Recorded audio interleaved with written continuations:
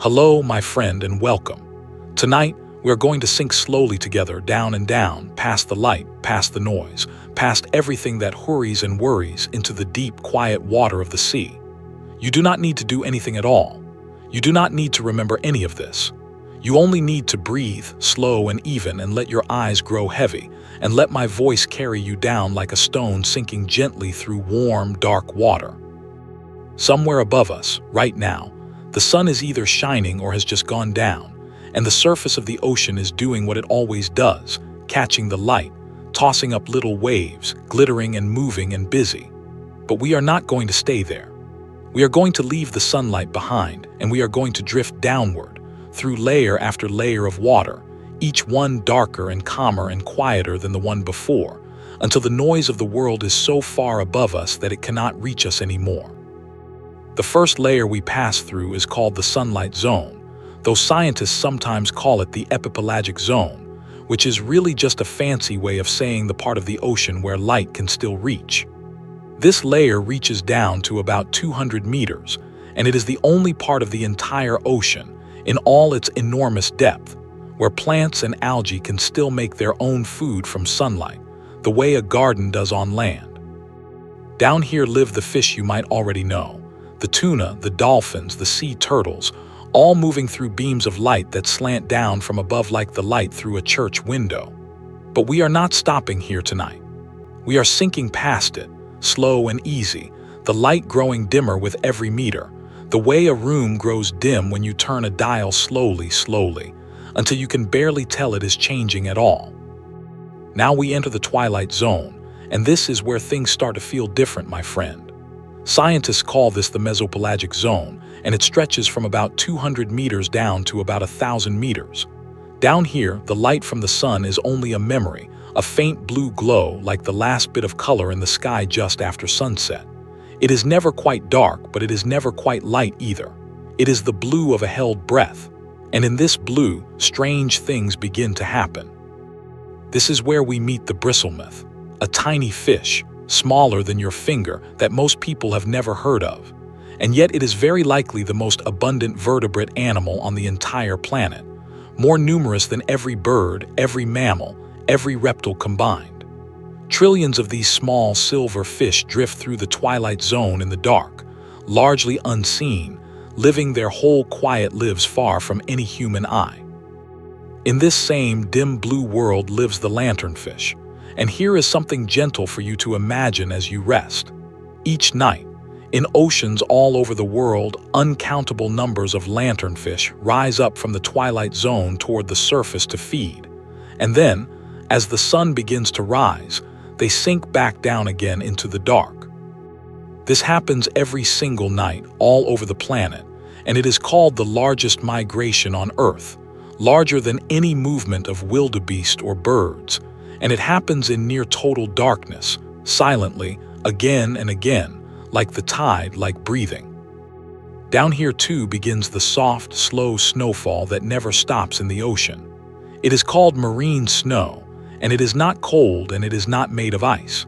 It is made of tiny bits of dead plankton, flakes of skin, bits of waste, all drifting downward from the bright world above, falling and falling through the water column for days, sometimes weeks, before it ever reaches the bottom. This marine snow feeds many of the creatures who live in the dark, a slow, gentle rain of food falling from a sky none of them will ever see. Imagine it now, if you like, as you sink further, tiny pale flakes drifting past you in the blue dark, endless, soundless, patient.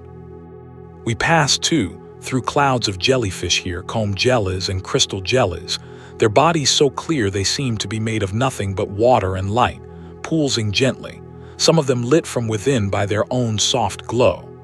This glow has a name, bioluminescence, and it is one of the great quiet wonders of the deep ocean. Down here and further down still, up to 90% of the animals make their own light. They do it to find food, to confuse a hunter, to call out to one another in a language made entirely of flickers and glows, blue and green mostly, because those colors travel furthest through water. Imagine the deep sea not as a black, empty place, but as a slow, soft field of tiny lights, blinking on and off in the dark, like fireflies in a meadow at night, except this meadow has no bottom you can see and no roof but 1,000 meters of water. Let your breathing slow now, my friend, as we drift past 1,000 meters and leave the twilight behind us for good. Below this line, no sunlight has ever reached, not once, not for all the millions and millions of years the ocean has existed. This is the midnight zone, what the scientists call the bathypelagic zone, and it reaches down to about 4,000 meters. It is utterly dark here always, a darkness so complete that the animals who live here often do not have eyes at all, or have eyes so large and strange that they can catch the faintest ghost of a glow from another creature far away. This is the lair of the anglerfish, that patient, ugly, wonderful creature with a glowing lure dangling from a rod above her head. She waits in the dark, motionless sometimes for a very long time, letting that small light bob gently in the water, until some curious smaller fish swims close enough to see what the light might be. And then, quick as a held breath released, she is gone, and so is the little light, and so is the fish that came to see it. The anglerfish carries a secret that always surprises people the first time they hear it, so let it settle into you gently now, like a stone sinking into soft sand. In many species of anglerfish, the male is tiny, far smaller than the female, and he spends his whole life searching through the vast, dark water for a female to find.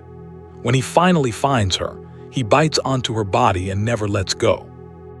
Over time, his body actually fuses into hers, his blood vessels joining with her own, until he becomes little more than a small attachment on her side, providing what he has to offer for the rest of both their lives. It is strange, and it is sad in its way, and it is also, if you let yourself sit with it, rather beautiful in how completely two creatures can become bound to one another in the vast and lonely dark. Down here too drifts the vampire squid, which despite its fearsome name drinks no blood at all. It is a gentle, small, deep red creature with large blue eyes and a soft, floating body, more like a ghost than a monster. When it feels threatened, it does not attack. It simply curls its arms up over its head like a cloak, forming a strange, dark shape scientists call the pumpkin posture, and it waits, quiet and still, until the danger passes. There is something in that image worth holding on to as you drift toward sleep tonight, my friend. The idea that safety does not always mean fighting. Sometimes it only means curling quietly inward and waiting for the dark to pass over you. We continue to sink, slower now, the water growing heavier around us, though you cannot feel it, wrapped as you are in nothing but calm. Somewhere near here swims the giant squid, a creature so large and so elusive that for centuries sailors told stories of it without any scientist ever seeing one alive. It can grow longer than a school bus, its eyes larger than dinner plates, the largest eyes of any animal on Earth, built that way to gather every last scrap of light in a world that has almost none. It was not filmed alive in its own deep home until the year 2012, which means for all of human history before that, this enormous creature swam through the dark, entirely unseen, entirely unbothered by us, keeping its own secrets in its own private night. Rest now and let your shoulders soften, and let your hands go loose and heavy at your sides. We are still sinking gently, gently, and there is no hurry at all. The deep sea has been here for hundreds of millions of years, and it will be here for hundreds of millions more, patient beyond anything we can really imagine. And for tonight, all we are doing is visiting quietly, like guests slipping into a sleeping house, careful not to wake anyone, only to look softly at the wonders kept in the dark. Let us pause here for a moment, hovering in the black water, weightless, and simply breathe. In and out, in and out. There is no light here at all, but there is no need for light. We are not afraid of the dark tonight. We are only resting in it, the way you are resting now in your own soft dark, drifting closer and closer to sleep. Let us keep sinking, slow as a leaf falling through still air, and let your whole body grow heavier against whatever is holding you right now. The bed, the pillow, the blanket, all of it rising up softly to meet you, as if the world itself wanted to hold you while you rest. We are leaving the midnight zone now, passing 4,000 meters, and entering a place scientists call the abyssal zone, from a word that simply means bottomless, though of course the ocean does have a bottom. It is only that this bottom feels so far away, so impossibly distant, that for a long time people believed nothing at all could live down there. They were wrong, of course, and they were wrong in the most wonderful way. Down here, on the vast plains of the abyss, where the pressure is enough to crush a submarine like a paper cup, where the temperature hovers just above freezing, year after year, century after century, without ever warming even slightly, life still finds a way to be quiet and patient and persistent. The mud here is soft and fine, undisturbed for thousands of years in places, and across it creep small pale creatures, sea cucumbers shaped like little floating slippers, brittle stars with long, delicate arms, and tiny shrimp who have never once in their whole lives felt warmth. Here on the abyssal plain, every now and then, something enormous happens, though it happens so slowly and so rarely that it might take 100 years for any one patch of seafloor to experience it. A great whale, somewhere far above, comes to the end of its long life, and its massive body, no longer swimming, begins to sink. This is called a whale fall, and it is one of the gentlest, saddest, most generous things that happens in all the ocean. As that whale's body drifts down through the dark, through the twilight zone, through the midnight zone, and finally settles onto the abyssal floor, it becomes, in an instant, the richest place for miles and miles around. Sleeper sharks and giant isopods arrive first, feeding on the soft flesh for months, sometimes years. Then smaller scavengers move in to pick at what remains. And finally, when only bones are left, a strange and special kind of worm arrives, one that scientists only discovered fairly recently, called the bone-eating worm, whose entire body is built to do nothing else but slowly, patiently dissolve the whale's skeleton and draw nourishment from deep within it. A single whale fall can feed this small patch of seafloor for 50 years or more, an entire quiet ecosystem blooming and living and fatting around the gift of one great creature's final rest. There is something in that image I want you to keep with you tonight, my friend, as you drift further into your own rest. Nothing is wasted down here. Even an ending becomes, quietly and without any fuss, the beginning of something else, something that feeds and shelters and sustains, long after the ending itself is forgotten. As we drift across this abyssal plain, we come across strange gardens growing in the dark, not gardens of light and green leaves, but gardens built entirely without sunlight, fed instead by the heat and minerals rising up from cracks in the ocean floor itself. These are the hydrothermal vents, places where scalding, mineral-rich water, heated by the molten rock far below the crust, gushes up into the freezing deep ocean, sometimes reaching temperatures hotter than 400 degrees, and yet the water does not boil, because the pressure down here is so enormous it changes even the simplest rules we think we know. Around these vents, in water that should be poisonous, in darkness that should be empty, thrive some of the strangest creatures on our planet. Giant tube worms, some taller than a person, with no mouth, no stomach, no way to eat at all in any way we would recognize, instead hosting billions of bacteria inside their own bodies that convert the vent chemicals directly into food, a partnership so complete that the worm and the bacteria are really one single living system. Around them scuttle vent crabs and ghostly pale vent fish, an eyeless shrimp who sense the heat of the vent instead of seeing it, all of them living entirely independent of the sun, in a way of life scientists call chemosynthesis, which is simply a way of saying life that runs on chemistry instead of sunlight. When scientists first discovered these vents in the late 1970s, it changed everything we thought we understood about where life could exist. Before that, everyone assumed that all life on Earth in one way or another depended on the sun. But here, in the buried, sunless dark at the bottom of the ocean, was an entire ecosystem that had never needed the sun at all, and never would. It is one of the reasons scientists now wonder if life might exist in similarly dark, sunless oceans hidden beneath the ice of certain distant moons, like Europa or Enceladus, small worlds circling Jupiter and Saturn,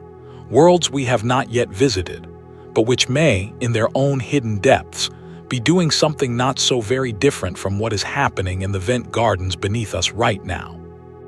Rest a little longer here, my friend, in this dark, warm garden, and let yourself imagine the slow, curling drift of chemical-rich water rising up around ghostly white crabs, and let that be enough for now. There is no need to understand all of it. There is only the need to picture it softly, and let it carry you deeper into sleep.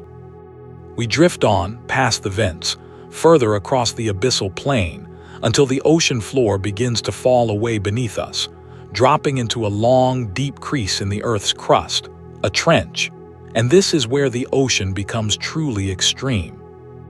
This is the Hadal Zone, named for Hades, the old word for the underworld, and it is the very deepest part of the ocean, found only in these narrow trenches scattered here and there across the sea floor, where one great plate of the Earth's crust is slowly, endlessly, sliding beneath another. The deepest of all these trenches is called the Mariana Trench, out in the western Pacific, and within it lies a place called the Challenger Deep, the single deepest point in all the world's oceans, nearly 11,000 meters down. If you could somehow take the tallest mountain on Earth, Mount Everest, and drop it entire into that trench, its peak would still sit more than a mile beneath the surface of the water above it. Try to hold that in your mind gently, not with worry, just with wonder, an entire mountain swallowed whole with room to spare. Down at these crushing depths, the pressure is more than 1,000 times what you feel standing on land right now, enough to crush almost anything built by human hands. And yet, even here, life persists. Small, pale, boneless creatures drift and crawl across the trench floor. A strange snailfish, translucent and gentle-looking, was found living even in the Challenger Deep itself, the deepest fish ever recorded, thriving in the one place on Earth where almost nothing else can survive at all. Only a small handful of human beings have ever traveled all the way down to the Challenger Deep, fewer people than have walked on the moon. And each time they arrived at the bottom of that trench in their small reinforced vessel, lights cutting through water that had never once known daylight, they found, waiting for them in the crushing dark, small, quiet, patient life, going on about its business as it always had, long before we came to visit, and long after we would leave. Let your breath slow again now, in and out. There is nowhere else you need to be, nothing else you need to do. We have gone as deep as the ocean allows us to go, and even here, even in the deepest, darkest, most crushing place on our whole planet, life has found a soft, quiet way to simply continue. Perhaps that is worth carrying with you as you drift closer to your own rest tonight, the knowledge that even in the deepest dark, something can still be gently, quietly alive. Let us rise now, just a little, back up out of the trench and onto the wider abyssal plain, and let ourselves drift sideways for a while, unhurried, the way a leaf drifts on a slow river, going nowhere in particular, simply moving with the current. Out here, in this vast, dark, cold openness, we meet some of the strangest-looking creatures in the whole ocean, and I want to introduce you to them gently, the way you might be introduced to shy new friends at a quiet gathering softly, without any rush. Here comes the gulper eel, drifting past us with a mouth so large it seems to make up almost half its entire body, hinged wide like an old umbrella caught in the wind. It is not fearsome, though it looks as though it should be. Down here, food is rare and unpredictable, so the gulper eel has simply adapted to make the most of any meal that happens to drift by.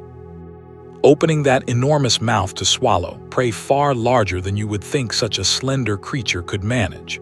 Its tail even glows very faintly pink at the very tip, a small soft lure in the dark, patient and hopeful. Near it drifts the black sea devil, a small round fish, almost perfectly black, with a single glowing filament rising from its head like a little lit candle held up in a vast black room. Everything about the black sea devil is built for this one purpose, waiting quietly in the dark, glowing gently, hoping something curious will come close enough to see. And here, sliding past with quick, sharp movements, comes the viperfish, its teeth so long that they cannot even fit inside its own mouth, curving backward past its jaw like the bars of a strange, dark cage. It sounds frightening, and in a way it is a very effective hunter, but you do not need to be afraid of it tonight. It is simply another shape that life has taken down here in the patient dark. One more answer to the same old question every creature in the ocean must solve: how to find food, how to survive, how to continue. Above us, almost translucent, drifts a small fish with a strange, clear, dome-shaped head, like a tiny glass bubble sitting on its shoulders. This is the barrel-eye fish, and inside that clear dome, its tube-shaped eyes point straight upward, always watching the water above for the telltale shadow of prey passing between it and whatever faint light might be filtering down. Its whole head is a window, quite literally, built to let its eyes see through its own skull, out into the dark water above. Below us now floats the Dumbo octopus, and this one, I promise you, is simply gentle to imagine. Small, soft, and round, with two fins on either side of its head that flap slowly as it drifts, looking exactly like the ears of the little elephant it is named for. It does not hunt fiercely or lurk in wait. It drifts softly, gently, flapping those two little fin ears, swallowing small creatures whole from the seafloor mud, unbothered, unhurried, living out its whole quiet life in the deepest, calmest parts of the ocean, sometimes as deep as 7,000 meters. If you need one image to hold on to as you drift toward sleep, let it be this one, a small, round, soft creature flapping its ear fins slowly through black water, entirely at peace. Far above the Dumbo octopus, but still deep, deeper than sunlight will ever reach, lives a fish that carries an entire hidden history within its body, the coelacanth. For a very long time, this fish was known only from fossils, and scientists believed it had gone extinct alongside the dinosaurs, tens of millions of years ago. Then, in 1938, a living coelacanth was pulled up in a fisherman's net off the coast of South Africa, and it turned out this ancient fish, this living fossil, had been quietly swimming through the deep dark water the entire time, for tens of millions of years, utterly unnoticed by the world above, simply continuing on, generation after generation, while continents drifted and mountains rose and fell and entire species came and went above it. Let that settle into you now, my friend, the coelacanth swimming steadily through time itself, patient beyond anything we can really understand, needing no recognition, no attention, content simply to continue existing in its own quiet dark water. Somewhere above all of these creatures, though still far below the surface, a sperm whale is diving. Sperm whales are air-breathing mammals, just as you are, and yet they can hold their breath and dive down more than 2,000 meters into the twilight and midnight zones, hunting for giant squid in total darkness, using clicks of sound to find their way, and staying under for over an hour before finally rising back up to breathe. Imagine that dive now, slow and smooth, a massive gentle body sinking calmly through the blue, then the black, hunting quietly by sound alone, patient the way everything down here seems to be patient. And then, when the hunt is done, rising, unhurried, back up toward the light and the air and the breath waiting above. Sometimes, when a sperm whale returns to the surface, it carries faint round scars across its skin, left by the suckers of a giant squid that fought back during the hunt. And somewhere in these dark waters, though no human being has ever seen it alive, lives a creature even larger than the giant squid, called the colossal squid, believed to be the largest invertebrate on the entire planet, with eyes larger than any other animal that has ever lived, each eye roughly the size of a soccer ball, built to catch every last trace of light in the hunting grounds of the deep, dark, twilight water. We know it mostly from remains found in the stomachs of sperm whales, fragments and pieces of a creature that otherwise keeps itself entirely hidden, entirely private, somewhere out in the vast, dark water around us right now. Rest now, my friend. There is no need to picture all of this at once. Let the images come and go softly, like slow bubbles rising past you, one at a time in their own time, while your body continues to grow heavier, softer, more still, sinking gently toward your own kind of sleep. There is a quiet pattern that scientists have noticed again and again in these cold, deep waters, something they call deep-sea gigantism, and it is a gentle kind of mystery worth resting on for a while. Many creatures that live down here in the cold and the dark grow far larger than their relatives who live in warmer, shallower water. The giant isopod, for instance, looks almost exactly like the small, pale pill bugs you might find under a rock in a garden, except that down here, in the cold, deep water, it can grow as long as a house cat.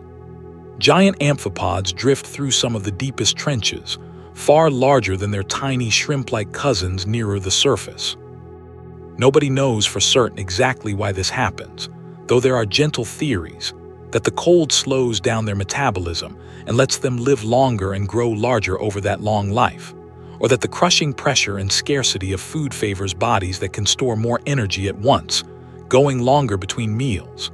Whatever the reason, picture it now if you like. A whole world of familiar small creatures, grown calm and enormous in the cold and the dark, patient giants going about small, quiet lives. Out along the hydrothermal vents we visited earlier, and in the cold seeps nearby where methane and other gases leak slowly up from beneath the seafloor, lives a small crab covered entirely in fine, pale, silky-looking bristles, so much so that scientists nicknamed it the Yeti crab when they first found it. It waves its bristled claws gently through the mineral-rich water flowing from the vents, cultivating tiny bacteria within those very bristles, then feeding on the bacteria it has grown, an entire small garden carried on its own two hands, tended patiently in the warm, dark currents rising from below. Somewhere out in the deeper, colder water beyond the vents drifts the goblin shark, a strange pink-gray shark with a long, flat snout and a jaw that can shoot forward out of its mouth in an instant to snatch prey, then snap back again just as quickly, like a small trapdoor hidden in its face. Few people have ever seen one alive, since it prefers water far too deep and dark for most divers or submarines to easily reach. Nearby, in equally deep water, glides the frilled shark, long and eel-like, with a mouth full of many rows of small, backward-curving teeth, looking, if you squint at old sailors' drawings, rather like the sea serpents of old legend, though in truth it is simply another quiet, ancient hunter, going about its slow business far from any human eye. And far below all of them, in the coldest, darkest water of all, swims a shark that carries perhaps the gentlest secret of any creature we have met tonight. The Greenland shark lives in the deep, cold waters of the Arctic and North Atlantic, moving slowly, unhurried, through water that never truly warms. And scientists have discovered, through careful study, that the Greenland shark may live longer than any other vertebrate animal on Earth, perhaps 300 years, perhaps even more, meaning that some Greenland sharks alive today in the deep, cold dark were already swimming, slow and patient, before your great-great-great-grandparents were even born. Let that settle over you now, my friend, like a soft, heavy blanket, the idea of a creature so patient, so unhurried, that it measures its life not in decades but in centuries, moving slowly through cold, dark water while whole human generations rise and pass above it, entirely unnoticed, entirely unbothered. Down here, too, in certain patches of the deep, cold ocean floor, grow forests that never see sunlight at all, deep-sea coral gardens, some of them thousands of years old, growing so slowly, just a few centimeters every century, that a single coral formation down here might have begun growing before the pyramids were built, and continued, slow and patient, every single year since, sheltering small fish and crabs and delicate brittle stars within its cold stone branches the entire time. Floating above these coral gardens sometimes drift long, trailing colonies called siphonophores, and here is something gentle and strange to hold in your mind as you rest. A siphonophore is not one single animal, the way you are one single person. It is many, many small individual creatures, called zooids, each one specialized for a different job, some for swimming, some for stinging, some for digesting food, all joined together end to end into one long, floating, cooperating colony, sometimes stretching longer than a blue whale, drifting slowly through the dark like a long silk ribbon, glowing faintly, pulsing gently, a whole society of tiny lives working together as though they were only one. Let your own breathing settle into a similarly gentle rhythm now, slow and unhurried, in and out, and let yourself imagine that long glowing ribbon drifting past you in the dark, calm, patient, cooperative, needing nothing from you at all except that you notice it softly, and then let it drift on out of sight while you sink further toward your own rest.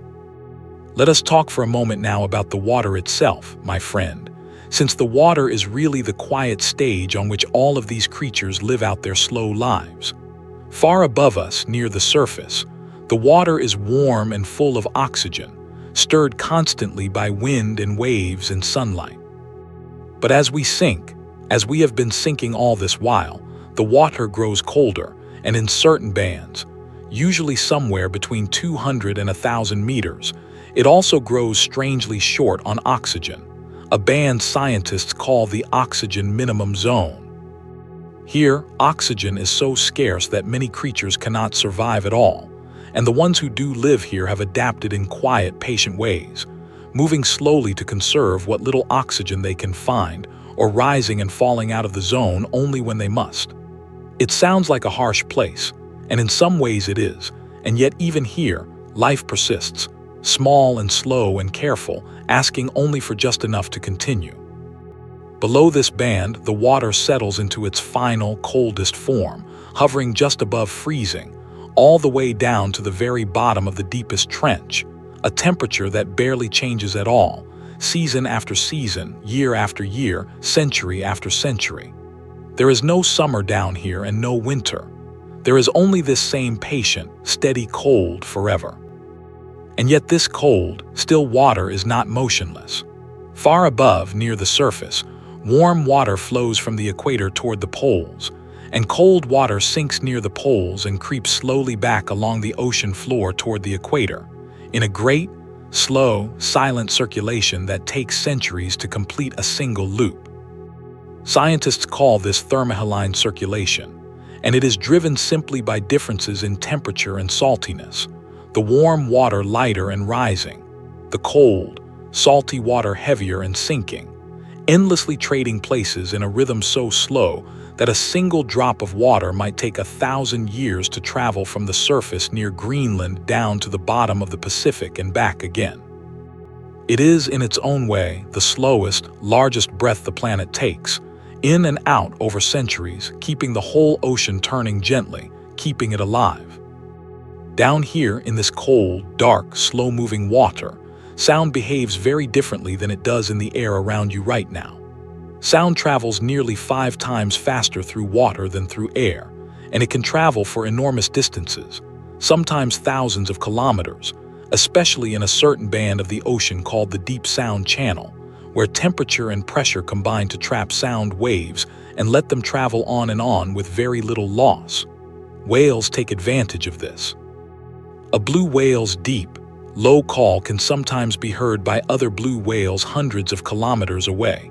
A single voice crossing an entire ocean basin, calling out into the dark and being heard by someone far, far away, who could not possibly see them, but who could still somehow hear them.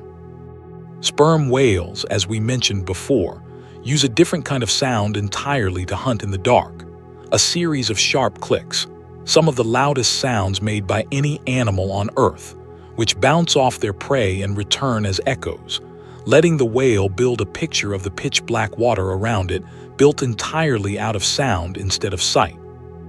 This is called echolocation, and it means that in the deep, dark water where nothing at all can be seen, a sperm whale can still, in its own way, see everything around it, mapped out of pure sound and silence.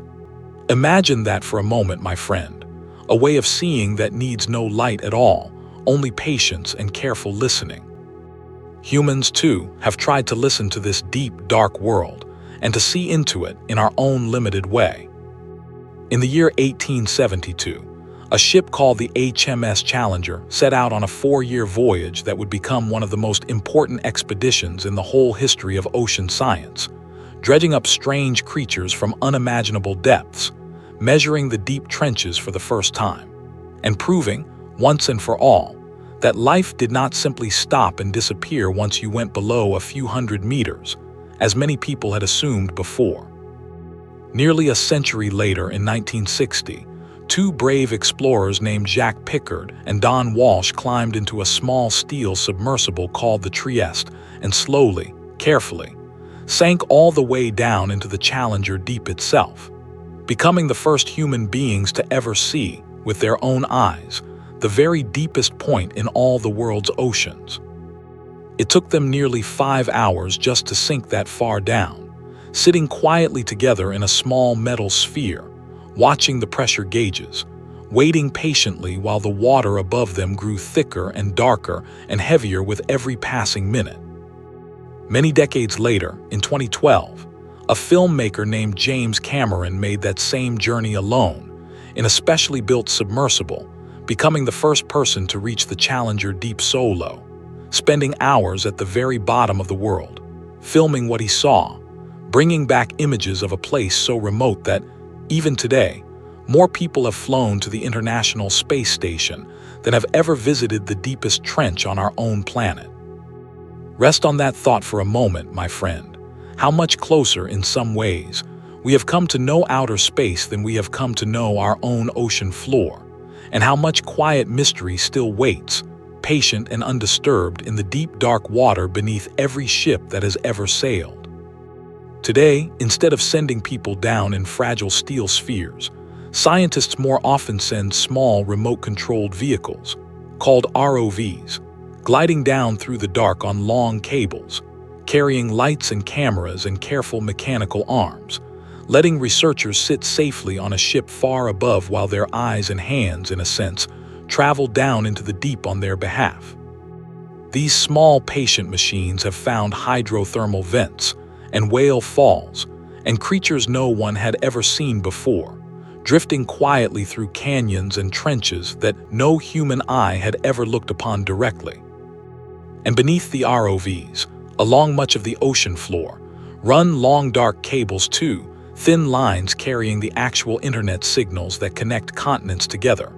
messages and calls and videos flowing invisibly through the same deep, dark water where the anglerfish waits with her small, glowing lure. 2 very different kinds of light passing one another in the endless dark, one electric, one alive. Scientists have also learned to map the ocean floor without ever going down there at all,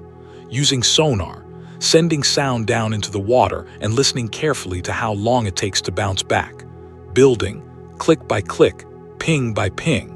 a picture of mountains and valleys and trenches hidden under a mile or more of water, mountain ranges longer than any range on land, canyons deeper than the Grand Canyon, all invisible from above. All mapped patiently out of nothing but sound and time and careful listening, the same way, in its own way, a sperm whale learns to see in the dark. And yet, for all we have learned, my friend, we have still only explored a small fraction of the deep ocean. Some say less than a quarter of the entire sea floor has ever been mapped in detail, and only the smallest sliver of that has ever actually been seen directly by a light or a camera. The deep sea remains, even now in this modern age of satellites and submarines, one of the last truly unexplored places on our entire planet, vast and dark and patient, keeping most of its secrets still, for now, to itself. There is a quieter, more careful thought I want to share with you here too, resting gently, without any urgency, the way all true things can be shared at night, softly, without alarm. As people have begun to look more closely at the deep sea, they have also begun to notice signs of us down there, even in places no human has ever visited directly. Tiny fragments of plastic have been found in the stomachs of creatures living in the Mariana Trench, the very deepest place in the whole ocean, carried down slowly over years by the same soft snowfall of marine debris that feeds so many creatures in the dark. And scientists and communities around the world have begun talking carefully about deep-sea mining, the idea of scraping up minerals from the ocean floor, and about what that might mean for the slow, patient, ancient corals and creatures that call that floor their only home. These are not simple problems, and tonight is not the night to solve them, but it feels right to hold them gently in mind, the way you might hold a small stone in your pocket without needing to look at it just now, simply carrying the reminder that this deep, dark, ancient world, however far away it feels, is not entirely separate from the world we live in every day above the waves. Let your breath settle again now, slow and even, and let us turn our attention back to softer things, back to the quiet creatures drifting around us in the dark, because there are still many more I want to gently introduce you to before the night is through. Down on the soft abyssal mud, gently crawling along at a slow, unhurried pace, lives a small pink creature that looks, more than anything else, like a tiny plump pig walking on delicate legs. It is called, quite simply, the sea pig, and it belongs to the same family as the sea cucumbers we met earlier. Sea pigs gather in soft groups across the muddy abyssal plain, feeding on the marine snow that settles endlessly around them, moving in slow, gentle herds across the sea floor, doing important, quiet work, recycling the nutrients that drift down from the world above, keeping the mud itself alive and turning, patient little custodians of the deep, dark plain. Nearby, moving on long, impossibly thin legs, drifts the sea spider, which despite its name and its spindly appearance is not really a spider at all, only a distant relative, built with a body so small and slender that many of its internal organs actually extend out into its long, thin legs, since there is simply no room for them anywhere else. It moves slowly across the sea floor and up along soft corals, entirely unbothered by the dark or the cold or the crushing weight of the water above it, simply continuing, step by careful step, the way so many creatures down here continue, without hurry, without complaint. Let us drift a little further, past soft-bodied sea cucumbers glowing faintly blue when disturbed, a defense that makes any predator nearby suddenly, briefly, visible to other larger predators passing through the dark, a clever little trick of turning a moment of danger into a beacon that might just save the sea cucumber's life by drawing a bigger threat toward whoever dared bother it in the first place. There are jellyfish here too, deeper and stranger than any you might picture from a sunny afternoon at the beach. The deep sea holds jellyfish with bodies so large and full they could easily wrap around your outstretched arms many times over, glowing faintly red in the dark, a color that might seem strange until you remember that red light barely travels at all through deep water, meaning a red-colored jelly is, in its own quiet way, almost invisible down here, hidden in plain sight by a color it turns out predators can hardly ever see. There are jellyfish that release glowing ink when startled, flooding the water with a soft light meant to distract or blind whatever creature just frightened them, buying just enough time to drift quietly away into the dark. There are jellyfish whose long trailing tentacles glow in slow rippling waves of light when brushed by a passing fish, tiny lightning storms rolling silently down a length of near-invisible tissue. And everywhere, filling every layer of this ocean we have traveled through tonight, live countless tiny bacteria that make their own soft light too, so small you would need a microscope to ever see one alone, and yet so numerous that certain patches of open ocean at night seem to glow softly all on their own, a phenomenon sailors have called the Milky Seas for centuries, entire stretches of ocean glowing pale and gentle under the night sky, caused by uncountable trillions of these tiny glowing bacteria drifting together in some slow, patient bloom. Some anglerfish, we should mention gently now, do not make their own light at all, but instead host colonies of these same glowing bacteria in their lure, borrowing their soft light the way you might borrow a small lamp from a kind neighbor, a quiet partnership between two very different kinds of life, one large and patient, one impossibly small and numerous, working together in the dark for the benefit of them both. Rest now in this soft, glowing dark, my friend, surrounded by red jellyfish nearly invisible in their own hiding light, by tiny bacteria drifting in their own patient glow, by sea pigs moving slowly across the endless mud. There is nothing you need to understand fully here, nothing you need to hold on to tightly. Only let it drift past you, soft and glowing, while your own body continues to grow heavier, softer, quieter, sinking gently, gently toward your own rest. Let us turn our attention now to the octopuses of the deep, my friend, since there are more of them down here than you might expect, each one a little different from the last, each one carrying its own quiet way of surviving in the dark. We have already met the small, round Dumbo octopus, flapping its ear-like fins along the seafloor. Nearby, in slightly shallower water, lives an octopus with skin so thin and gelatinous that light passes almost straight through it, giving it a soft, ghostly, half-invisible look as it drifts along,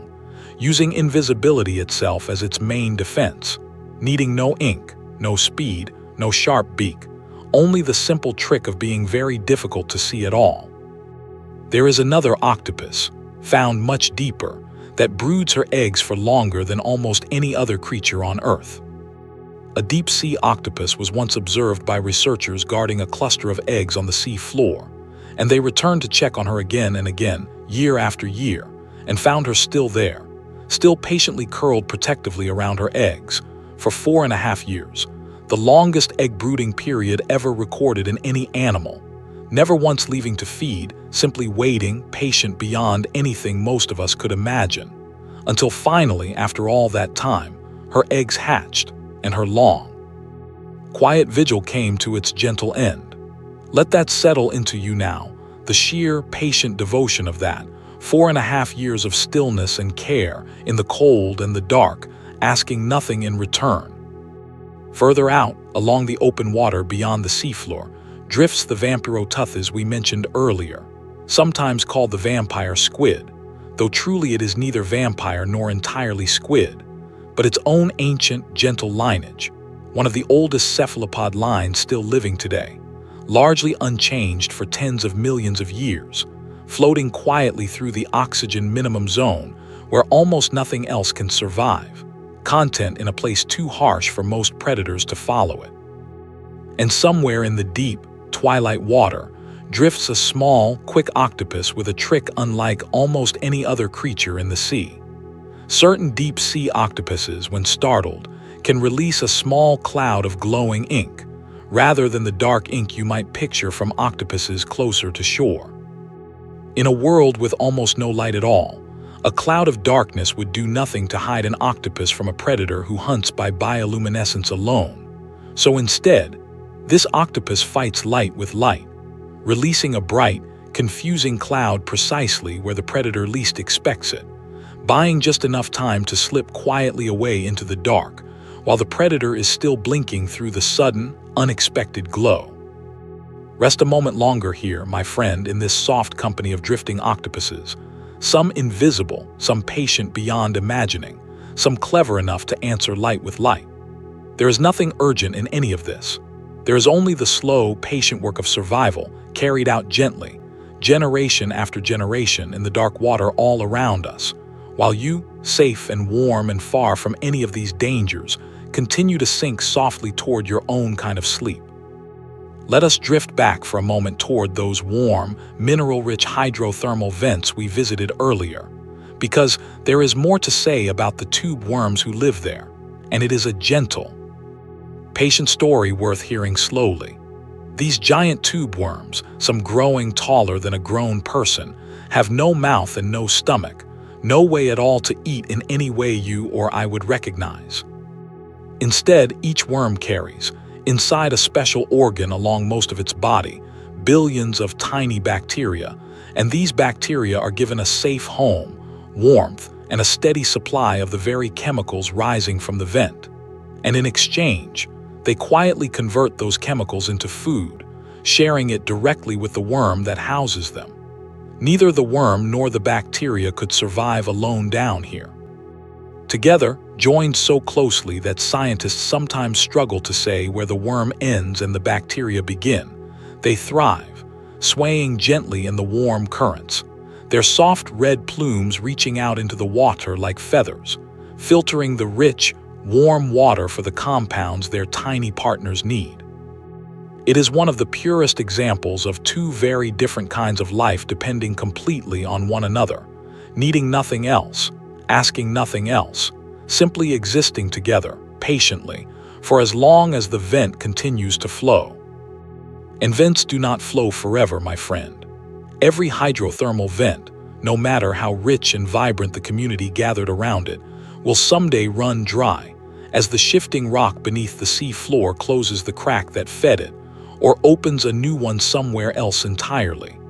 When a vent dies, the tube worms and crabs and shrimp gathered around it cannot simply pack up and walk to a new one. Many of them release young into the open water instead, tiny drifting larvae carried by deep currents for weeks or months, searching blindly through the vast, dark ocean for the telltale warmth and chemical signature of another vent, someplace new, someplace still alive, and only a small fraction of them will ever find one. It is a strange, patient gamble, repeated over and over, generation after generation, small lives cast out into the enormous dark in hopes of finding a new home glowing warm somewhere out there, unseen, unknown, waiting. Near these same vents, and in similar seep environments where methane gently bubbles up from below the seafloor, small mussels and clams have learned the same trick as the tube worms, hosting their own bacteria within their gills, living entirely on chemistry instead of sunlight, forming small stone-colored reefs in places so remote and dark that most of them were only discovered within the last few decades, hidden gardens that had existed, quietly, for possibly millions of years, entirely unknown to anyone at all, until submarines finally reached far enough down to notice them. Let us rise now, gently back up toward the twilight zone for just a moment, because there is a fish there I want to introduce you to that we have not yet met tonight. It is called the fangtooth, and despite carrying, relative to its body size, some of the largest teeth of any fish in the entire ocean, it is actually quite small, rarely longer than your hand. Its teeth are so long that it has small pockets on either side of its brain, just behind its eyes, specifically so its own lower teeth have somewhere to fit when it closes its mouth completely. Otherwise, its own jaw would not be able to shut. It sounds like a fearsome design, and in the wrong light, it might look frightening in a photograph, but really it is simply another small, patient answer to the same old question. How does a small creature survive in a place where every meal might be the only one for days? It does not chase. It does not need to be fast. It only needs to be ready, waiting quietly in the dim blue water, prepared to make the absolute most of whatever meal happens to drift within reach. There is a softness in all of this if you let yourself feel it, my friend. Every strange shape, every unsettling tooth, every glowing lure, every long patient wait in the dark, all of it is simply life continuing to find a way, gently, persistently, without any hurry at all. The same quiet persistence that is carrying you right now, breath by breath, closer and closer to your own rest.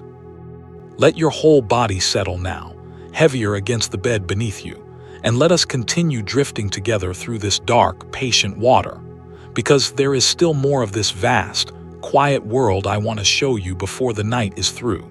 and there is no reason at all to hurry through any of it. Let us talk now softly about pressure, since it is one of the quiet forces that shapes everything about life in the deep, and understanding it, even loosely, even sleepily, might help all these strange creatures make a little more sense to you. Right now, wherever you are resting, the air above you is pressing down on you gently, all the time, though you never notice it because you have never known anything else. That pressure is called one atmosphere. For every 10 meters you sink into the ocean, the pressure increases by roughly one more atmosphere. By the time you reach 1,000 meters, deep in the midnight zone, the pressure is roughly 100 times what you feel right now. By the time you reach the bottom of the Mariana Trench, nearly 11,000 meters down, the pressure is over 1,000 times what you are feeling right now. Enough force that if you tried to bring an ordinary empty plastic bottle down there sealed shut, it would be crushed instantly into something the size of a thimble. And yet creatures live down there. Soft, gentle, translucent creatures without hard shells, without stiff bones, thrive at exactly that crushing depth because their bodies are built without air pockets at all, filled entirely with fluid, the same pressure existing both inside and outside their bodies at every moment. So there is no difference at all for that pressure to crush. It is a strange and gentle truth that softness itself, filled all the way through, can be exactly what allows a small creature to survive somewhere so extreme that only the hardest human machines can otherwise follow. There might be something soothing in that thought, my friend, that yielding softness, rather than rigid resistance, is sometimes exactly what allows something small and gentle to endure enormous pressure, unharmed. Submarines and deep-sea vessels, unlike these soft creatures, must be built from thick steel or titanium, shaped carefully into spheres, since a sphere spreads pressure evenly across its entire surface better than almost any other shape.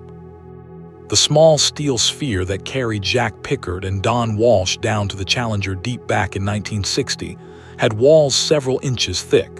And even then, during their historic dive, the explorers heard a loud crack partway down, and later discovered that one of the thick outer window panes had actually fractured slightly under the strain, though thankfully it held long enough to bring them safely back to the surface. It is a small reminder of just how extreme this pressure really is, that even the most carefully engineered human vessel can feel, if only for a moment, the sheer, patient, crushing weight of all that water above it.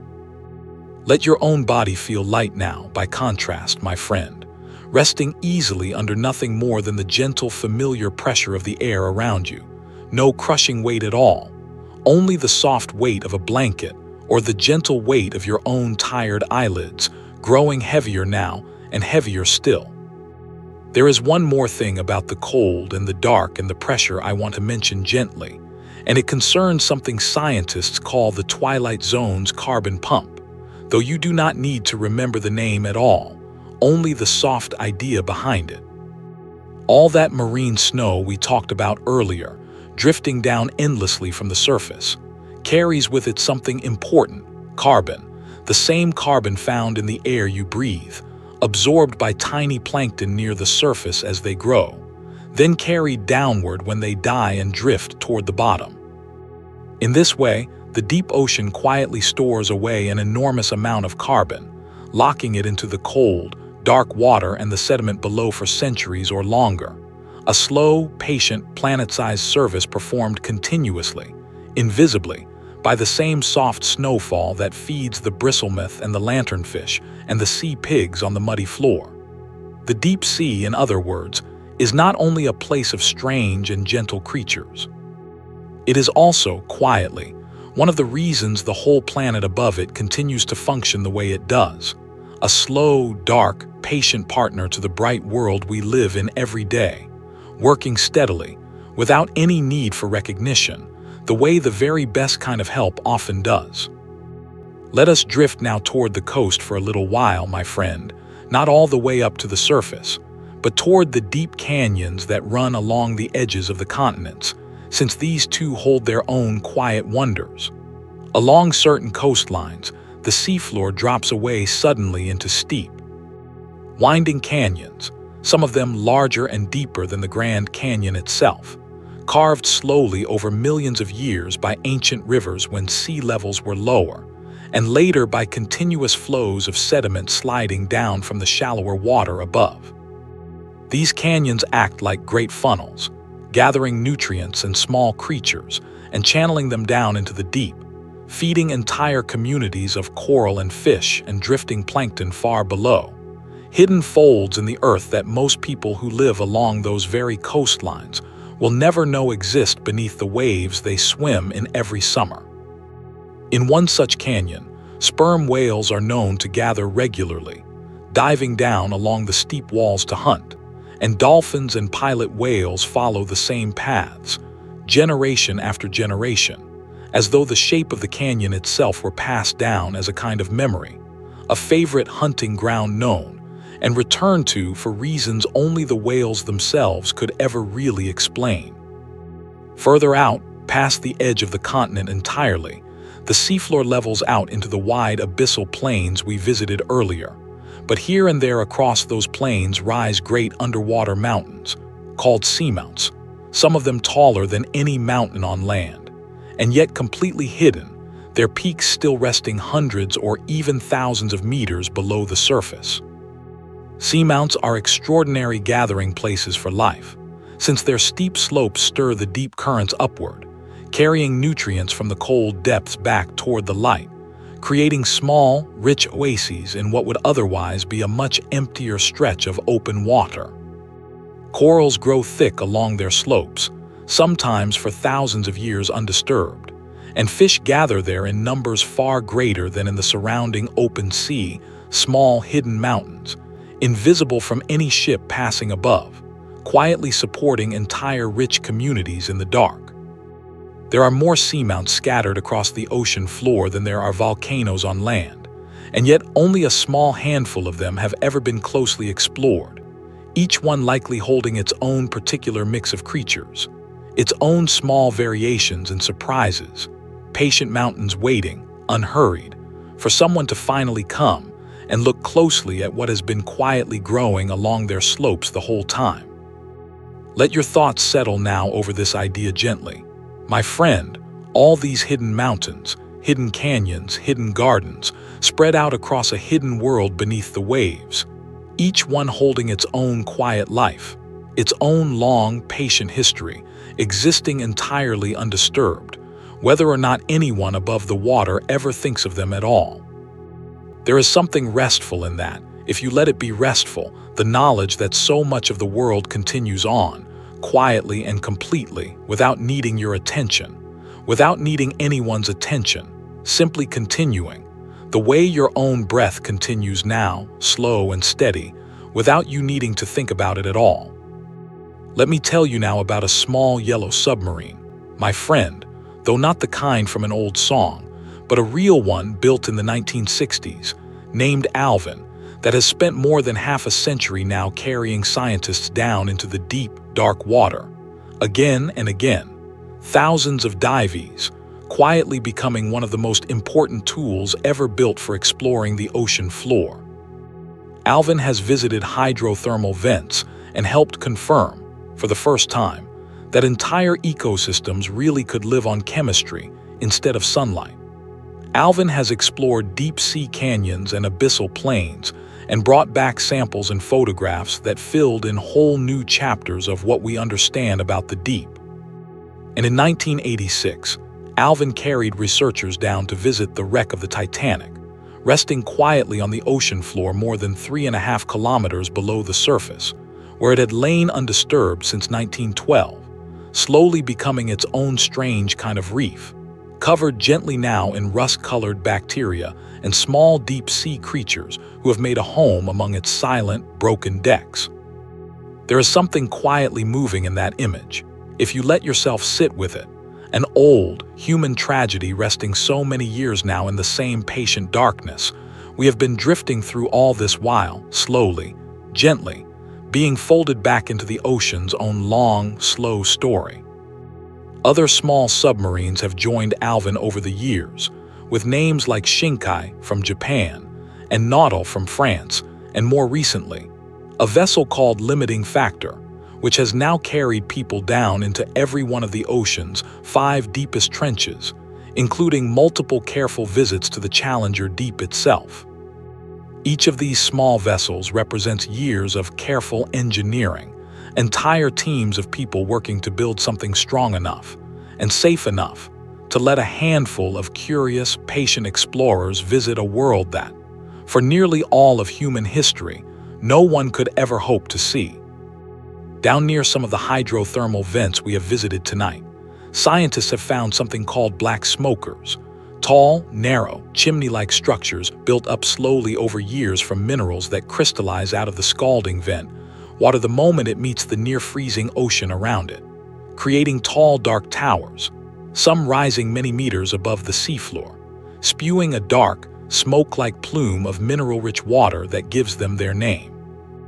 Around the base of these smokers gather the same tube worms and vent crabs and shrimp we have already met,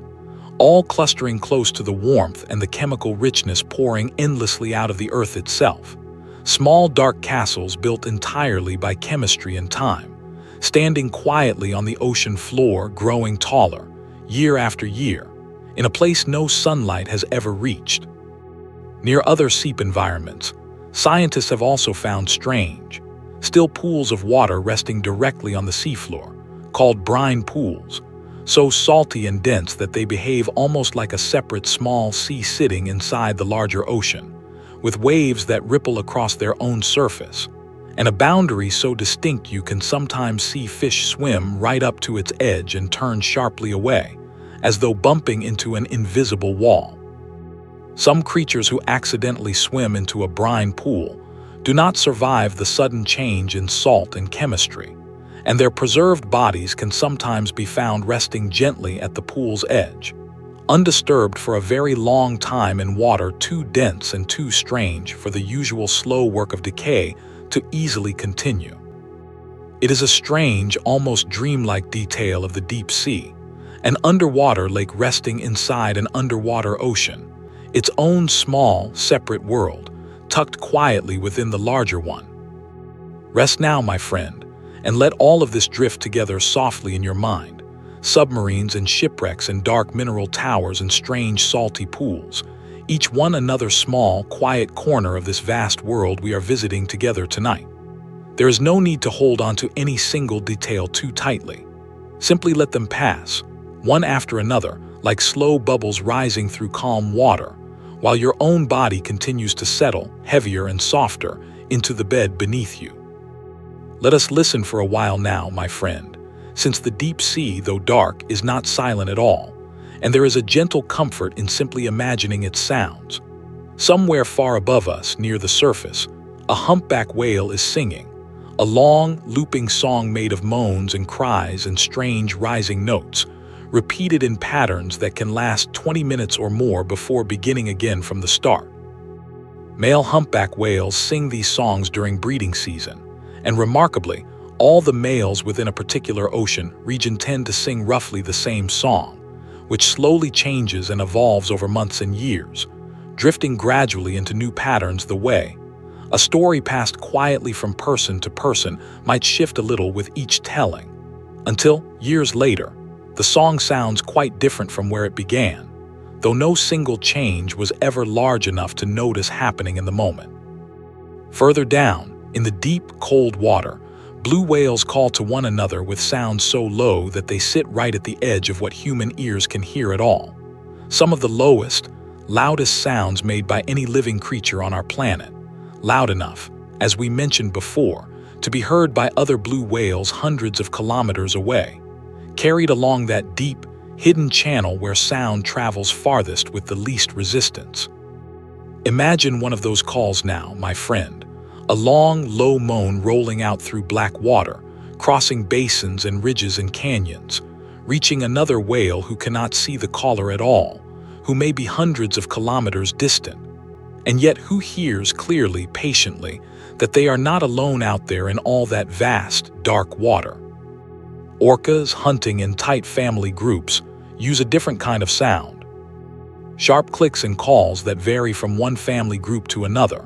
almost like distinct dialects, so that researchers who have studied them closely for years can sometimes tell which family a particular orca belongs to simply by listening to the particular pattern of clicks and calls it makes, a kind of spoken identity, passed down within families, generation after generation, the same way your own family might share a particular way of saying certain words or telling certain stories. Down in the coldest, darkest water of all, near the poles, life continues in its own particular way beneath thick sheets of ice that block out what little light might otherwise reach the water below. Here, Strange icefish drift through water so cold it would freeze the blood of almost any other fish, except that icefish carry a special antifreeze protein in their blood, allowing them to swim calmly through water that sits right at the very edge of freezing without ever turning to ice themselves. Some of these icefish, remarkably, have no red blood cells at all, and no hemoglobin, the substance most animals rely on to carry oxygen through their blood, having lost it entirely over millions of years of evolution in water so cold and so rich in dissolved oxygen that they no longer needed it, their blood running nearly clear instead of red. A strange, quiet adaptation to a strange, quiet world. Rest now, my friend, and let all these different sounds and songs and silences settle over you together. The low moan of the blue whale, the looping song of the humpback, the sharp private clicks of the orca family, and underneath it all, the endless, patient quiet of the ice-covered polar sea, where clear-blooded fish drift calmly through water cold enough to freeze almost anything else alive. There is a whole world of sound and stillness down here, layered together, existing side by side, needing nothing at all from you except, perhaps, the soft favor of your attention, drifting gently towards sleep. Let me tell you a small, strange, wonderful thing now, about a snail that wears armor made partly of iron.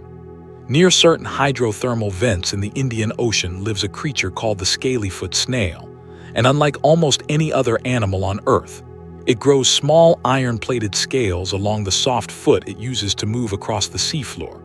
plates built from the very same minerals that pour, scalding hot, out of the vent nearby. Scientists believe these iron scales may help protect the snail from the claws of small vent crabs, a slow, patient creature building its own quiet suit of armor directly out of the fierce, mineral-rich world it calls home, turning the very thing that makes its environment so extreme into a form of gentle protection. Down in the same twilight waters where we met the viperfish and the black sea devil, small deep-sea shrimp have developed one of the strangest defenses in the entire ocean. When threatened, certain shrimp can release a cloud of glowing chemicals directly from their mouths, a burst of light flung out into the dark water like a small flare, startling or blinding whatever predator was closing in, buying just enough time for the shrimp to dart away into the safety of the surrounding blackness. It is, in its own small way, remarkably similar to the trick we heard about earlier, the octopus who answers a predator's light-based hunting with a burst of glowing ink of its own. Two very different creatures, arriving, entirely separately, at a similar gentle solution to the same old problem: how to slip safely away when someone larger comes looking for a meal. Floating everywhere throughout every layer of the ocean we have visited tonight, in numbers almost too large to imagine, drift copepods and krill, tiny shrimp-like creatures so small that a single one could rest easily on your fingertip, and yet so numerous altogether that scientists believe they may represent the largest source of animal protein on the entire planet. Whales dive through great swarms of krill with their mouths open, filtering thousands at a time. Lanternfish and bristlemouths feed on copepods as they drift through the twilight zone. Nearly everything in the ocean, in one way or another, depends at some point on these tiny, patient, drifting creatures, the quiet, humble foundation beneath so much of the ocean's grander, stranger life. For centuries before any of this was understood scientifically, sailors told their own stories about what might be waiting in the deep, dark water beneath their ships. Old Norwegian legends spoke of the kraken, an enormous sea monster said to be large enough to be mistaken for an island, capable of dragging entire ships down into the depths with its enormous arms. For a long time, people dismissed these stories as pure fantasy, until the giant squid was finally confirmed to be real, and later, the colossal squid too, each one large enough that an old sailor glimpsing a dead or dying specimen floating at the surface after a storm might easily have returned home with stories that, however exaggerated over the years,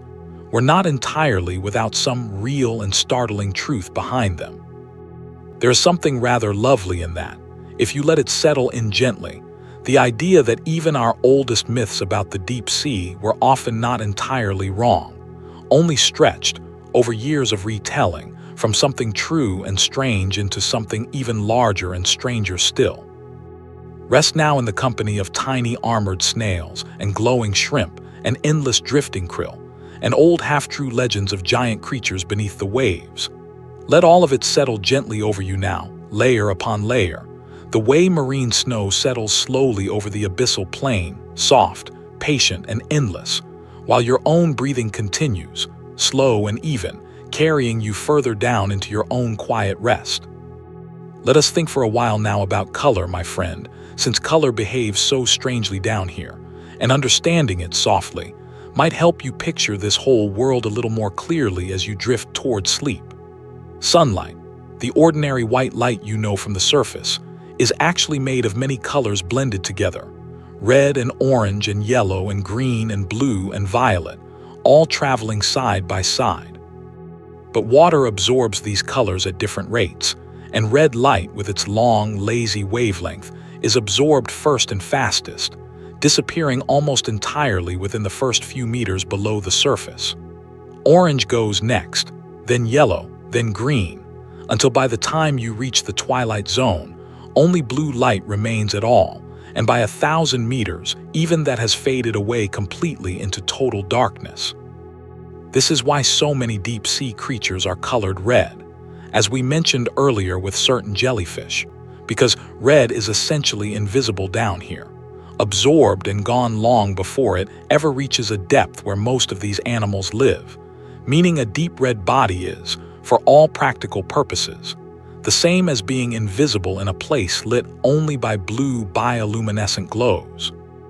Some deep-sea shrimp and fish take this even further, developing red eyes filtered in a special way that allows them to actually see red light that other creatures cannot see at all, letting them use a private, secret color, a kind of light only they can perceive, to spot prey or avoid predators without ever giving away their own position. Think of that now, my friend, a whole secret channel of color, invisible to nearly everyone, used quietly by a small number of patient creatures who have learned, over millions of years, to speak in a light that almost no one else can see. Bioluminescence itself, that soft glow so many creatures make, is almost always blue or green, and this too comes down to the simple physics of water. Blue and green light travel farthest through seawater before fading away, so a creature that wants its glow to be seen from any real distance, whether to attract a mate, warn off a predator, or lure in an unsuspecting meal, gets the most benefit from glowing in exactly those colors. A very small number of creatures have broken this rule entirely. There is a type of deep-sea dragonfish that glows red instead of the usual blue, and because almost nothing else down here can see red light at all, this dragonfish can effectively shine its own private beam directly onto potential prey, illuminating them clearly without the prey ever realizing they have been lit up and spotted at all. A silent, invisible spotlight, switched on only for the one creature clever enough to have evolved the eyes to use it. Let your own eyes rest now, gently closed or nearly closed, my friend, and let the deep, dark blue of the twilight zone settle over your thoughts, that same endless, patient blue that so many creatures down here have learned to live within, to hide within, to hunt within. A color that, above the water, might simply remind you of a clear afternoon sky, but that down here in this vast, hidden world has become an entire private language, spoken softly, glow by glow in the dark. Let us drift now toward a quieter kind of wonder, my friend, the question of how any of these creatures manage to find one another at all in such an enormous, dark, empty-seeming space.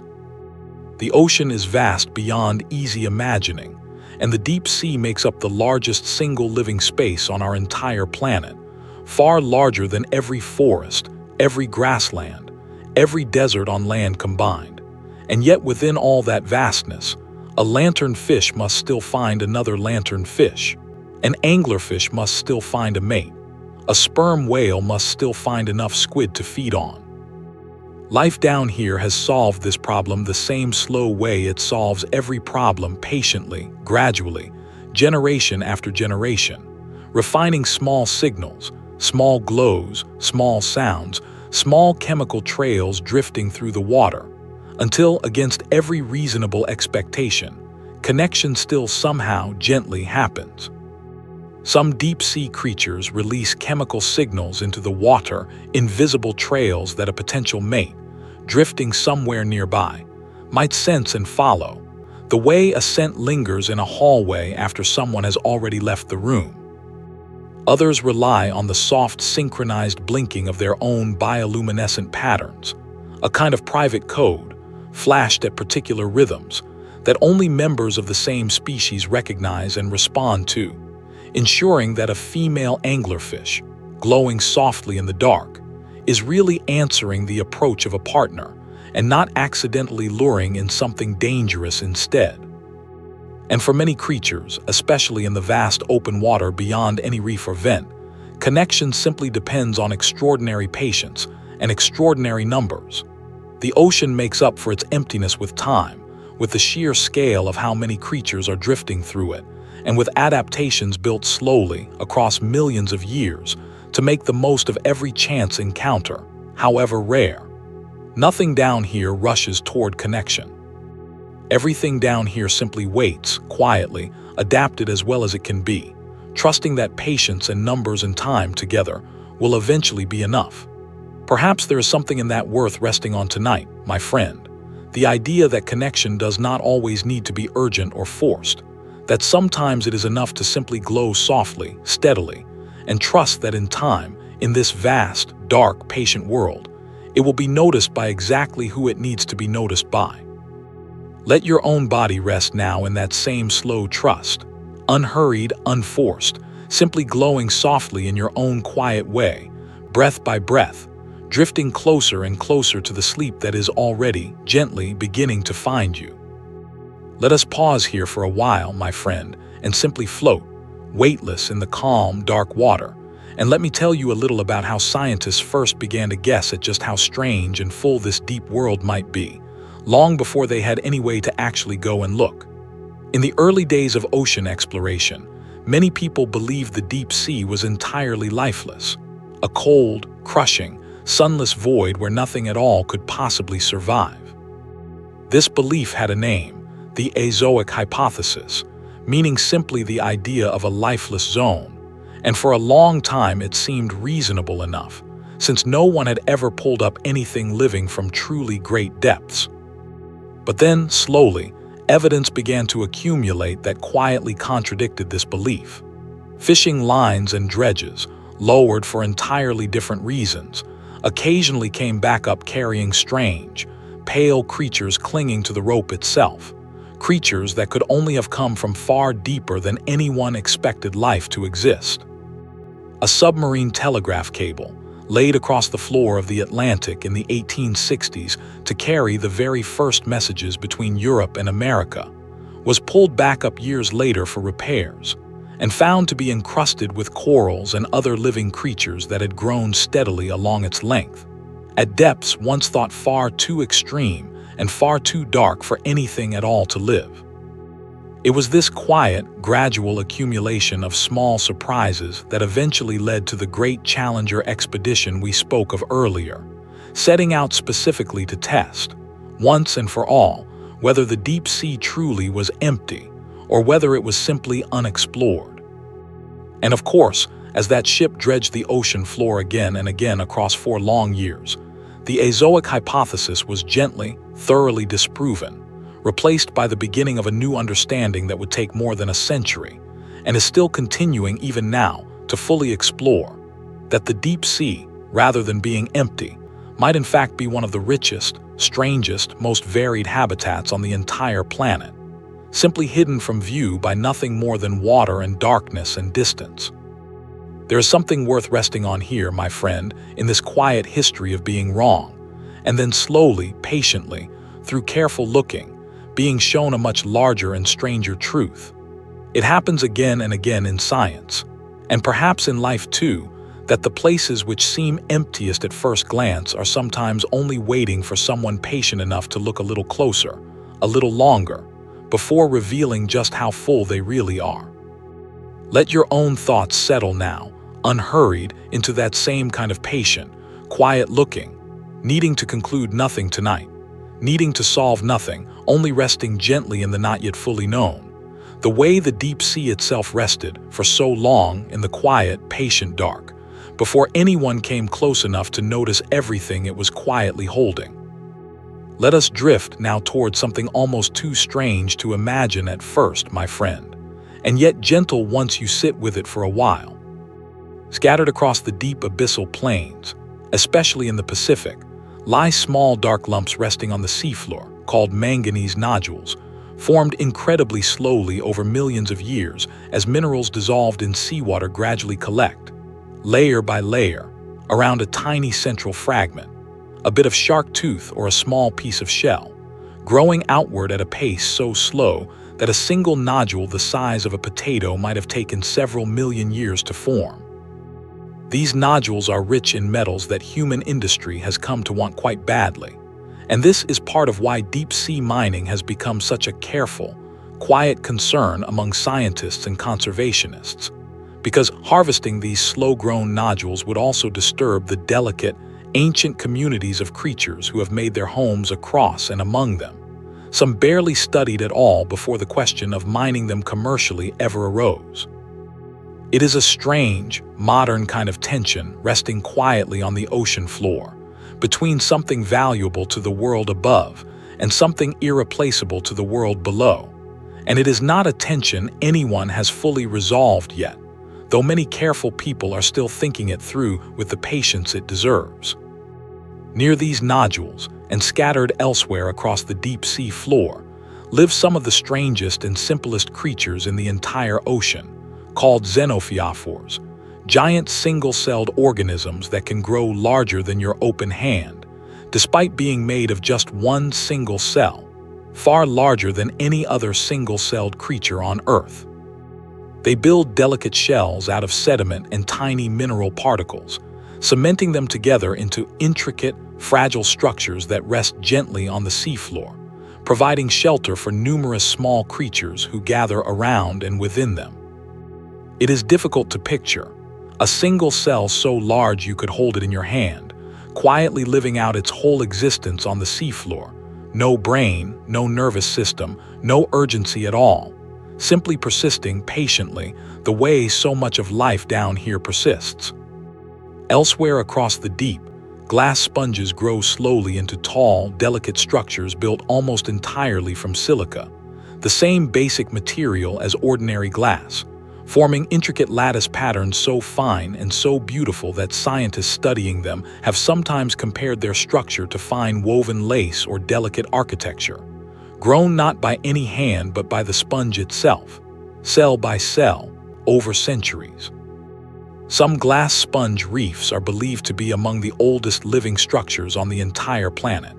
Some individual sponges estimated to be over 10,000 years old, older than most human civilizations, quietly filtering the same cold water, century after century, entirely unaware of and unbothered by anything happening in the more hurried world above. Rest now, my friend, in the presence of these ancient, patient, 10,000-year-old sponges, these giant single-celled creatures, these slow-grown metal nodules resting undisturbed for millions of years. There is a certain comfort, I think, in spending time, even just in imagination, with things that measure their existence not in days or years, but in centuries and millennia, a reminder that time itself can move at many different speeds, and that somewhere in the cold, dark, patient water beneath every ocean on Earth, it is moving as slowly and as gently as it possibly can. Let us return now gently to the trenches, my friend, since there is more to understand about how they came to be, and it is a slow story, told across millions of years, the kind of story that suits a night like this one. The surface of our planet is not one single solid shell, but many enormous pieces, called tectonic plates, drifting slowly across the Earth's surface, so slowly that in your entire lifetime, a plate might move only a distance you could easily walk in an afternoon. Where two of these plates meet, sometimes one plate slides gently beneath the other, pulled down into the hot depths of the earth in a process called subduction. And it is exactly along these lines, where one plate dives beneath another, that the deepest trenches in the ocean are formed, long, narrow scars marking the place where the Earth's crust bends downward and disappears. The Mariana Trench, home to the Challenger Deep, was formed exactly this way, where the Pacific Plate slowly slides beneath the smaller Mariana Plate, a process that has been continuing, slowly and patiently, for tens of millions of years, and will likely continue for tens of millions more, the trench itself deepening by the smallest fraction of an inch with every passing year, so gradual a change that no living creature, however long-lived, could ever hope to notice it happening within a single lifetime. These same subduction zones are also responsible for many of the earthquakes and volcanic eruptions that occur around the edges of the Pacific Ocean, in what is sometimes called the Ring of Fire, meaning that the same deep, slow forces that carved out the darkest, most crushing depths of our ocean are also responsible for shaping mountains and islands and coastlines far above the water. One continuous, patient process, working at every depth at once, from the deepest trench to the tallest volcanic peak. All part of the same enormous, unhurried story the Earth has been quietly writing for billions of years. Let your own thoughts rest gently on that scale now. My friend, billions of years, tens of millions of years, all folded quietly into the shape of the ocean floor beneath us, while you, in this one small, warm moment, simply breathe in and out, borrowing just a little of that same patience, letting your own night unfold exactly as slowly as it needs to. Within these trenches, despite the crushing pressure and the eternal cold and the total absence of light, life continues to surprise every scientist who goes looking for it. Beyond the pale snailfish we mentioned earlier, researchers have found tiny amphipods, small shrimp-like scavengers, thriving even at the very bottom of the Challenger Deep, gathering eagerly around any scrap of food that happens to drift down that far, sometimes in numbers far greater than researchers expected, proving again and again that wherever there is even the smallest opportunity, however extreme the surrounding conditions, life in the deep sea will very often find a quiet, patient way to take advantage of it. Let me tell you now about breathing, my friend, since it is something you are doing right now, gently, automatically, and something that every creature we have visited tonight must also solve in its own particular way, deep beneath water that holds no air at all in the way you might imagine air. Fish, of course, do not breathe air directly. They draw water in through their mouths and pass it across their gills, thin folds of tissue laced with blood vessels, where oxygen dissolved in the water is quietly absorbed into the bloodstream. The same basic principle as your own lungs, only working with water instead of air. In the oxygen minimum zones we spoke of earlier, where dissolved oxygen grows scarce, many fish have developed larger, more efficient gills, or slower metabolisms that simply need less oxygen to begin with. Patient adaptations built slowly over generations to make the most of a resource that down here cannot ever be taken for granted. Whales and dolphins, unlike fish, breathe air directly, the same as you do, which means every dive they make into the deep, dark water is really a held breath, extended through remarkable adaptations that most land mammals could never manage. A sperm whale's blood carries far more oxygen-storing molecules than your own blood does, and its muscles store extra oxygen too,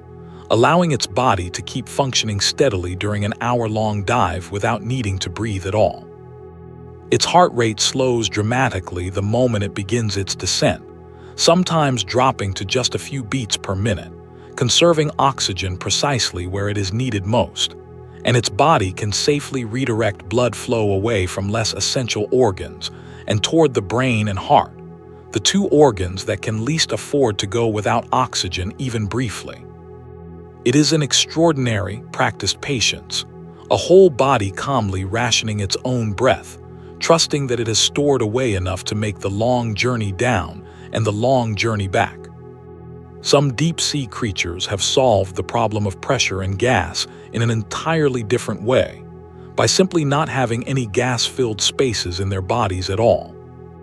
Many fish nearer the surface have a swim bladder, a small gas-filled organ that helps them control their buoyancy. But at extreme depths, a gas-filled organ would be crushed or would behave unpredictably under such enormous pressure. So many deep-sea fish either lack a swim bladder entirely, or fill it instead with oil or fat,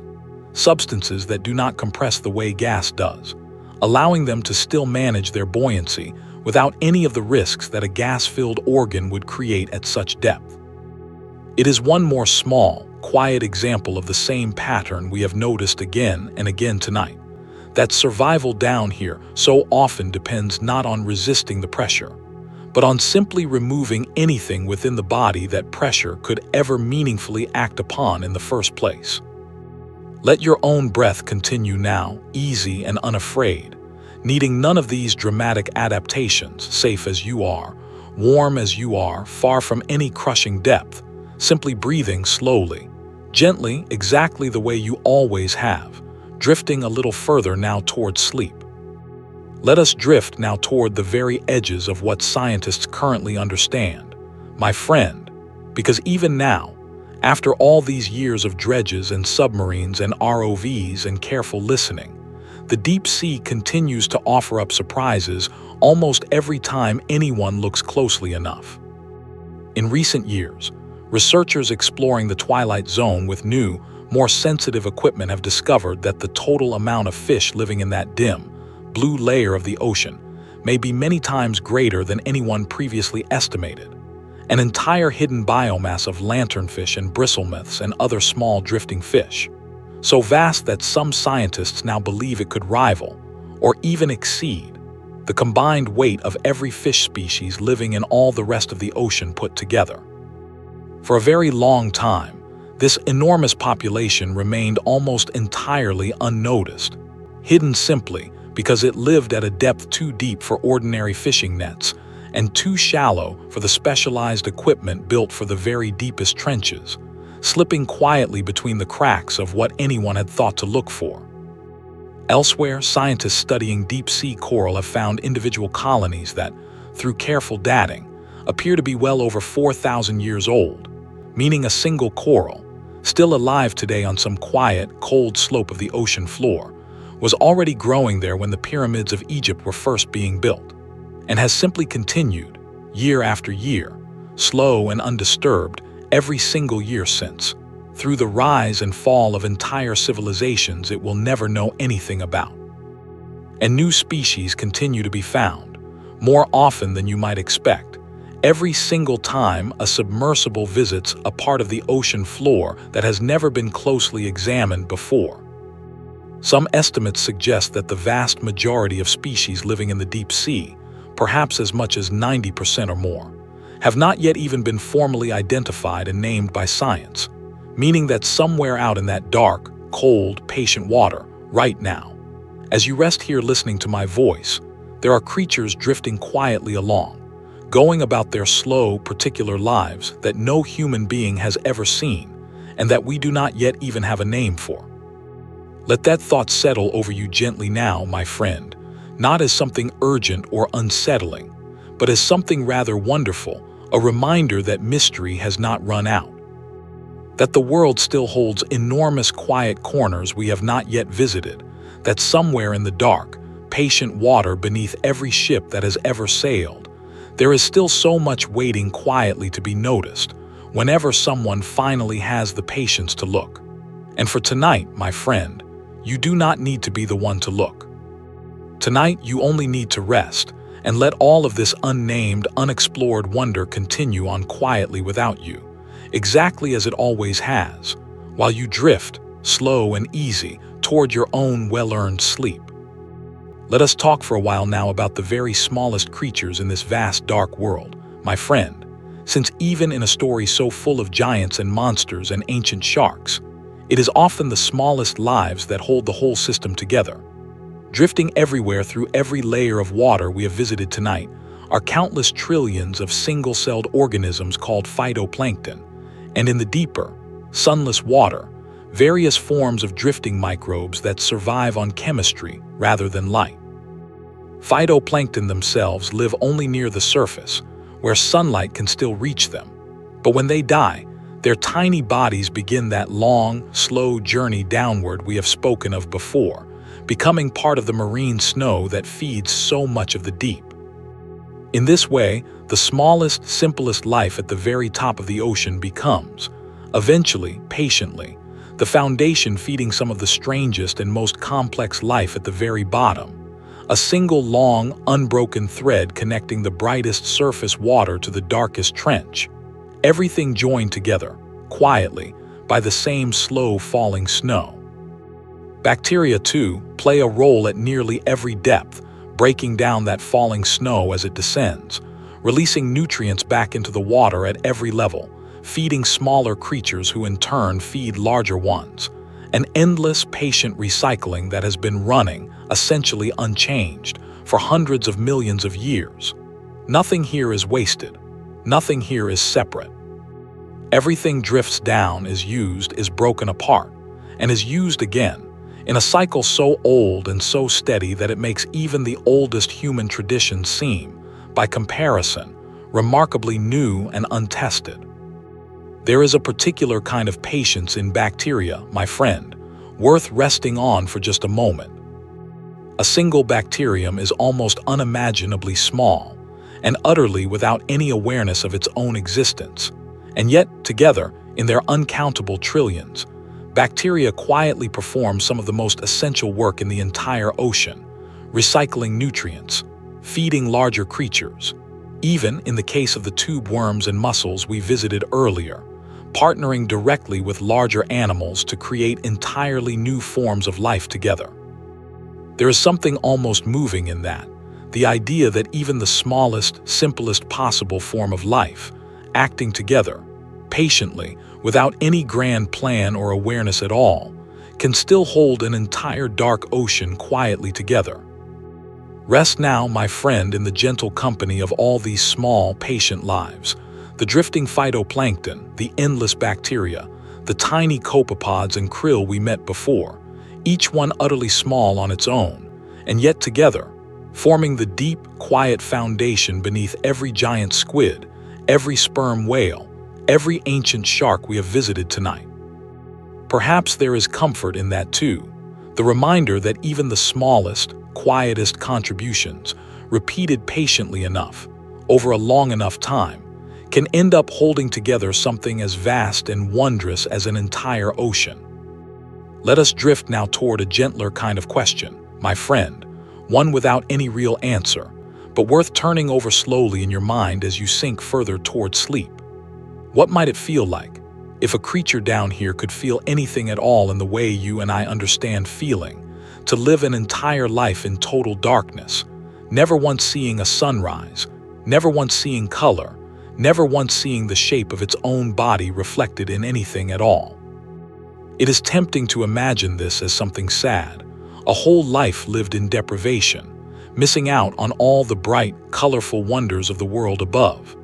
But perhaps that is only because we, up here in the light, cannot help but measure everything against our own experience. Down here, darkness is not an absence. It is simply the ordinary condition of things, the same way daylight is simply the ordinary condition of things for you. A creature born in total darkness, living its whole life in total darkness, dying eventually in total darkness, likely has no sense of missing out on anything at all, no comparison to make, no light it once knew and now longs for. It simply is, exactly as it is, in exactly the conditions it was always meant for, whole and complete within its own dark, patient world. There is something worth borrowing from that tonight, my friend, the idea that peace does not require light or color or noise or any particular condition at all. Peace can exist, complete and undisturbed, in whatever quiet darkness a creature or a person happens to find themselves resting in. Somewhere down in that dark water right now, An anglerfish is waiting, patient and unbothered, her small lure glowing softly, needing nothing from the bright world above, complete in her own dark corner of the sea. Somewhere a giant isopod is crawling slowly across the cold mud, in no hurry at all, needing no sunset, no sunrise, no changing season, simply moving forward, one slow step at a time, through a life built entirely and only for the conditions it was given. Somewhere a glass sponge, older than most human civilizations, continues quietly filtering the same cold water it has filtered for 10,000 years, without once wishing for anything different at all. Let yourself rest now in that same complete, undemanding peace, my friend, needing nothing more than exactly what you already have in this moment. The soft weight of your blanket, the quiet of the room around you, the slow, steady rhythm of your own breath in and out, whole and complete exactly as it is, needing no comparison, no better version of itself, only this simple and enough, carrying you gently now, further and further towards sleep. Let us drift back now toward the whales for a while, my friend, since there is more gentleness in their story worth telling slowly. Sperm whales, the great deep divers we met earlier, live in close family groups, usually made up of mothers, daughters, and other female relatives, staying together for decades, caring for one another's calves, taking turns diving deep to hunt while others remain closer to the surface, watching over the young calves who cannot yet dive nearly as deep or hold their breath nearly as long. When a sperm whale calf is born, it must learn, slowly and patiently, over years, how to dive into that vast, dark, twilight world its mother and aunts already know so well, guided gently at first, allowed to practice shorter, shallower dives before gradually working its way down toward the true hunting depths where the giant squid and colossal squid wait in the dark. There is a particular kind of tenderness in this. If you sit with it a while, an enormous, powerful creature, capable of diving deeper than almost anything else that breathes air, still needing years of patient guidance from its family before it can safely do what its whole body was built for. Perhaps that is worth remembering tonight too, my friend, that even the deepest, most capable divers among us needed time and family and patient teaching before they could finally trust themselves to sink all the way down into the dark and trust that they would rise again safely. Whales, like many deep-sea creatures, also seem to communicate across generations in ways that resemble a kind of culture, distinct groups of orcas or sperm whales developing their own particular hunting techniques, their own particular calls, passed down from mother to calf, generation after generation, refined slowly over time the way any tradition might be refined, carried carefully forward by those who learned it from someone who learned it from someone else before them.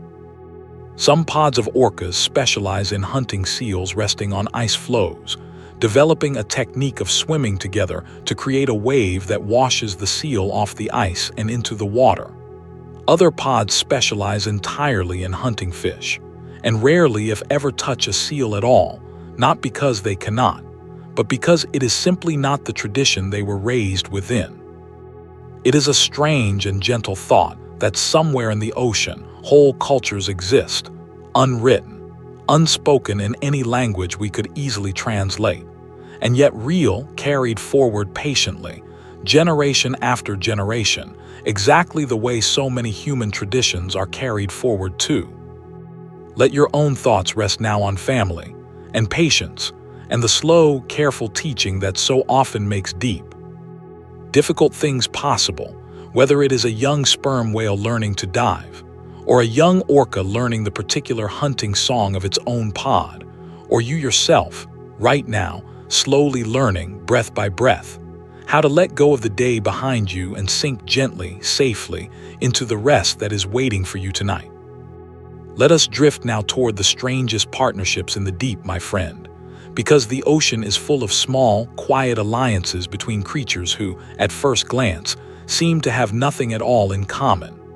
We have already spoken of the tube worm and its bacteria, and the anglerfish and her borrowed glow, but there are gentler, smaller partnerships too, worth resting on for a while. Certain small fish live their entire lives sheltering safely within the folds of a jellyfish's tentacles, unharmed by stings that would injure almost anything else, having slowly developed, over generations, a special coating that protects them, allowing them